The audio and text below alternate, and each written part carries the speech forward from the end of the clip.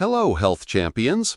What if I told you there's a hidden danger about vitamin D that could be silently sabotaging your health right now? This isn't just another nutrient. It's the world's #1 deficiency, and it's tied to everything from your bones to your brain, your immunity to your mood. Some experts even call it a biomarker of chronic disease and frailty, meaning your vitamin D levels could reveal how healthy you really are. So, why is this one nutrient so critical, and what's the danger if you're not getting it right? Let's dive in and uncover the truth together, because the stakes are higher than you might think. And by the end, you'll know exactly what steps to take to protect yourself. Vitamin D isn't just about strong bones, it's a powerhouse for your entire body, and we're only now realizing its full impact. Back in the 1920s, scientists linked it to rickets, a condition where kids' bones stayed soft because they lacked vitamin D, unable to harden with calcium. Fixing that deficiency solved rickets, but that was just the start. Today, we know vitamin D does so much more. It's like a master switch for your health.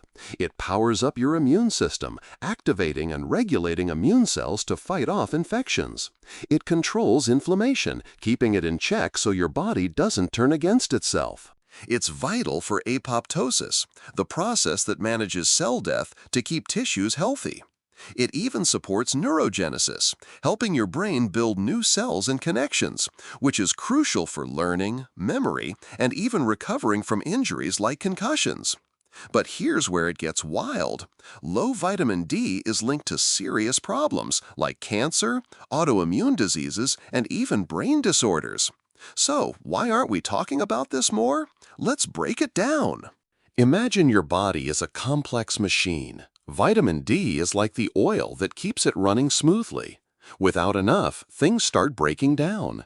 It's involved in cell proliferation, ensuring cells grow and mature properly, and cell differentiation, which helps cells become specialized, like bone cells or heart cells. It also stabilizes your DNA, protecting against mutations. When vitamin D is low, you get uncontrolled cell growth, poor differentiation, and genetic instability. Sound familiar? That's the recipe for cancer, especially aggressive types like breast, prostate, or colorectal. Studies show low vitamin D levels are strongly tied to these cancers, and boosting levels can slash risk by up to 60–77% in some cases. But it's not just cancer. Autoimmune diseases like thyroid issues, rheumatoid arthritis, lupus, psoriasis, and even type 1 diabetes are influenced by vitamin D. Why? Because it regulates your immune system, stopping it from attacking your own body. Low levels mean your defenses go haywire, increasing your risk. And then there's your brain, neurodegenerative diseases like Parkinson's, Alzheimer's, and dementia, plus psychiatric conditions like depression and schizophrenia, all have ties to vitamin D. It's mind-blowing to think one nutrient touches so many parts of your health, isn't it? So, how big is this problem? Globally, 42–97% of people are deficient, with levels below 20 nanograms per deciliter, depending on where you live. In places like the Middle East, it's as high as 97%, while even in countries with fortified foods, 40% of people are still too low. The cutoff for deficiency is 20 nanograms, but even 30 is considered insufficient for anything beyond basic bone health. So what's the real optimal level to unlock all these benefits? And why are so many people falling short?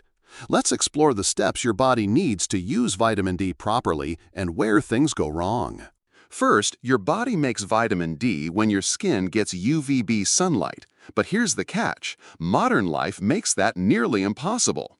Air pollution blocks UV rays, most of us wear clothes, and we spend way more time indoors than our ancestors did. Skin pigmentation matters too. Darker skin absorbs less UV, producing less vitamin D. If you live far from the equator, the sun's intensity drops, especially in winter. Time of day, season, and age also play a role. As you get older, your skin's ability to make vitamin D tanks. And here's a kicker. Insulin resistance, which affects up to 80% of people due to high-carb, sugary diets, messes with vitamin D production. So relying on sunlight alone? Good luck. That's why diet and supplements are crucial. But even here, it's tricky. Very few foods naturally have vitamin D. Cod liver oil, irradiated mushrooms, and small amounts in butter, cream, eggs, or fatty fish. Not exactly staples in most diets. Supplements are the practical choice, but your body has to absorb them properly. Vitamin D is fat-soluble, so you need to eat it with fat and have good digestion to break it down. Studies show taking it with your biggest meal boosts absorption by 50%. But absorption is just step one. Once in your bloodstream, vitamin D needs a carrier called the vitamin D binding protein, VDBP, to shuttle it to your cells. Low VDBP? Your vitamin D can't do its job, and that's linked to higher cancer risk, especially breast, prostate, and colorectal. Even if you get it to the cells, you need vitamin D receptors, VDRs, on those cells to let it in. These receptors are everywhere: kidneys, immune cells, bones, and especially in brain areas like the substantia nigra, which controls dopamine and is tied to Parkinson's, or the hypothalamus, which manages hormones, hunger, and mood. If your VDRs aren't working, your vitamin D is useless, and that's linked to diabetes, depression, and more. So what's the next hurdle? Cofactors. Vitamin D doesn't work alone, it needs partners. Whole, nutrient-rich foods provide the cofactors to make it effective, while processed junk and sugar strip them away. Exercise is huge. It wakes up your cells, making them more responsive to vitamin D. Magnesium is a must, powering hundreds of reactions, including those for vitamin D. Omega-3 fats, zinc, boron, and vitamin K2 are also key, though K2 might not be needed right away for everyone. Some start with vitamin D3 alone for a few months before adding K2, but these cofactors are non-negotiable for getting the full benefits. Now, how much vitamin D do you need? Guidelines say 600 IU daily, or 800 if you're over 60, but that's bare minimum for bone health, not the whole picture. The safe upper limit is 2,000 IU, but for most, that's not enough. Many need 5,000 IU to hit optimal levels, though some still stay deficient even at that dose, while 10,000 IU can push you into toxicity. Think high blood calcium, which can wreak havoc. So what's optimal? Blood tests are the only way to know. Aim for 50-80 nanograms per deciliter, 125-200 nanomoles per liter. Below 20 is deficient, 20-30 is insufficient, and over 100 risks toxicity. In the US, it's measured in nanograms, elsewhere nanomoles. Multiply nanograms by 2.5. Functional health experts push for 50-80 because lower levels won't cut it for immunity, brain health, or cancer prevention, especially if your absorption, binding proteins, or receptors are off. But here's the danger: you can't guess. Taking 2,000 or 5,000 IU blindly might not be enough, or in rare cases, too much. You've got to test your blood levels, ideally every 2-3 months when starting, then less often once you're stable. Why? Because everyone's different. Genetics, diet, lifestyle, and health conditions all affect how you process vitamin D. Ignoring this could mean you're missing out on its benefits, or worse, harming yourself with too much. So why does this matter so much? Low vitamin D isn't just a number, it's a warning sign. It's linked to higher risks of cancer, autoimmune diseases, diabetes, and brain disorders. It's a vicious cycle. Low levels cause problems, and being sick makes it harder to use vitamin D. Globally, billions are deficient, and even sufficient levels might not be enough for optimal health. Think about it. Are you getting enough sunlight, eating the right foods, or taking the right dose with the right cofactors? Probably not if you're like most people.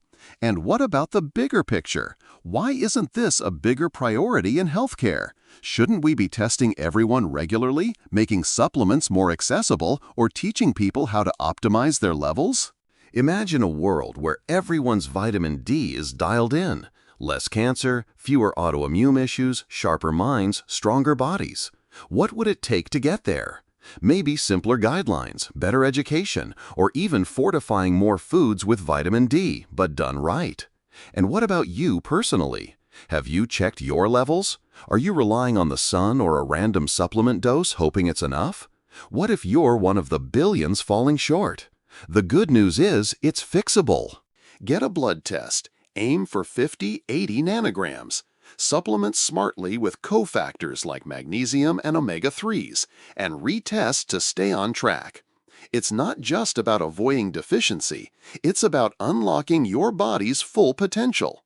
So what's stopping you from taking control of this today?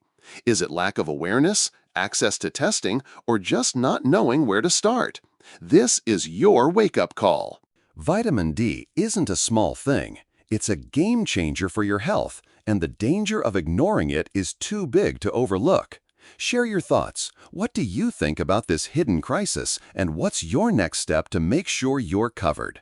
Let's keep this conversation going because your health is worth it.